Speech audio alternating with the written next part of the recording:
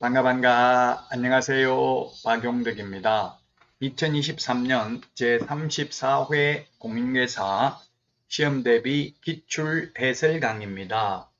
16회 13번 문제 보도록 하겠습니다. 근데 이게 16회라도 지금 시험에도 거의 유사하게 출제되고 있습니다. 패턴이 같기 때문에 또 제가 개정된 내용은 현행 법령에 맞게 수정을 했기 때문에 이 기출문제만 정확하게 확인하더라도 여러분들은 최소한 80점 이상은 고득점할 수 있을 것입니다.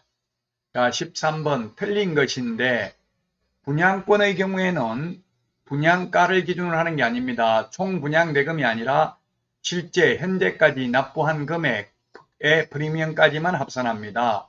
만약에 계약금, 중도금 들어갔고요. 그 다음에 프리미엄 지급했다면 예를 들면 분양가는 5억이지만 계약금 5천만 원 들어가고 그 다음에 프리미엄이 5천만 원 붙었다면 1억을 주고 거래하는 거잖아요. 그러면 그 거래하는 금액 1억 곱하기 요율을 한다는 이야기입니다. 총 분양가가 아니라 실제 납입한 돈에다가 프리미엄까지 합산한 금액에다가 곱하기 요율을 합니다. 그래서 1번이 틀렸고요. 2번은 중개보수 청구권은 중개 완성이 있어야 행사할 수 있고 중개 계약 시 성립하지만 거래 계약이 성립되어야만 행사할 수 있고요. 행사도 개업공개했다 하더라도 개업공개사의 무효 취소 해제된 경우 개업공개사의 잘못으로 무효 취소 해제된 경우는 중개보수 청구권은 행사할 수 없습니다. 그러나 개업공개사의 고의가실 없이 거래 당사자의 이행지체로 계약이 깨졌다 하더라도 중개보수 받을 수 있습니다. 중개보수 당사자 간의 약정이 없으면 거래대금 지급이 완료된 날입니다. 매수 신청 대리 보수는 매각대금 기한일이죠. 약정이 없을 경우에는. 자, 그 다음에 4번 실비가 있는데요. 실비는 권리관계 등의 확인에 소요되는 실비는 매도, 임대, 의뢰인에게 계약금 등의 예치, 권고제도와 관련되는 실비는 매수, 임차, 의뢰인에게 받을 수 있습니다. 5번 중개보수는 중개완성에 대한 반대급부적 성격으로 중개보수 지급을 약정하지 않았다 하더라도 중개가 완성되면 당연히 받을 수 있습니다. 따라서 1번이 정답이 되겠습니다. 자, 다음은 14번 문제 보겠습니다. 14번 문제. 1번 업무정지기간 중에는 폐업을 했다 하더라도 다시 등록할 수 없습니다. 맞습니다. 업무정지기간 중에는 폐업을 했다 하더라도 다시 등록할 수 없다. 결격사유에 해당되기 때문에 그렇습니다. 자, 그 다음에 2번 중개사무소 개설 등록을 한 개업공개사가 종별을 달리하여 업무하고자 하는 경우에는 등록 신청서를 다시 제출하는 게 원칙입니다. 다만 부칙개공이 자격을 취득하여 동일 등록관청 안에서 공인중개사인 개업공인중개사로서 계속해서 업무를 하고자 하는 경우 등록증 재교부 신청을 해야 됩니다. 자, 3번 등록 신청하면 10일 이내가 아니라 7일 이내에 서면 통지입니다. 7일 이내입니다. 매수 신청 대리의 경우 14일 이내 등록을 해줍니다.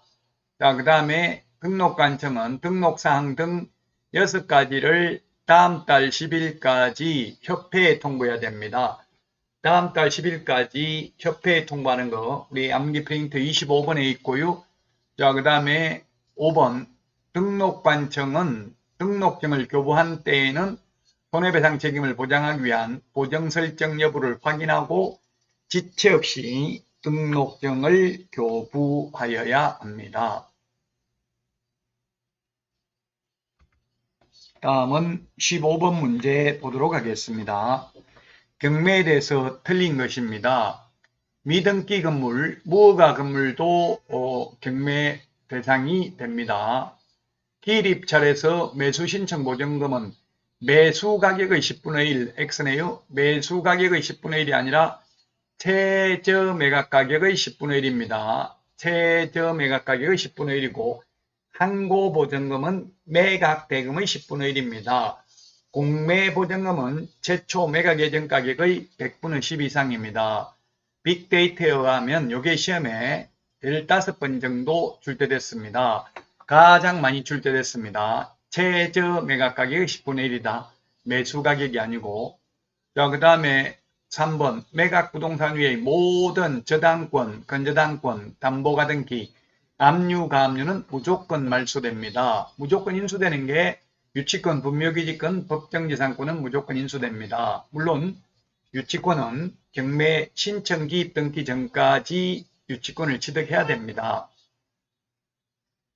4번 지상권, 지역권, 전세권 및 등기된 임차권, 저당권, 압류채권, 가압류채권에 대항할 수 없는 경우에는 매각으로 소멸한다. 그렇습니다. 무조건 인수되는 권리, 무조건 말소되는 권리 뺀 나머지 권리는 말소 기준 권리보다 선순이면 인수되고 말소 기준 권리보다 후순이면 소멸합니다. 그래서 맞는 말이고요. 5번 매수인은 매각 대금을 다 낸 때에 소유권을 취득합니다. 등기를 경료한 때에 소유권을 취득한다 하면 X죠. 매각 대금을 다 낸 때에 소유권을 취득합니다. 자, 다음은 16번입니다. 틀린 것은 했는데 1번 사무소를 이전한 때에는 이전 후 사후 10일 이내에 등록관청에 신고하고요. 사후 10일 이내입니다. 주민등록 전입하는 것과 마찬가지로 전출신고하고 전출신고하지 않고 전입신고만 하는 것처럼 사무소 옮겨도 이전 후 등록관청에 신고를 합니다.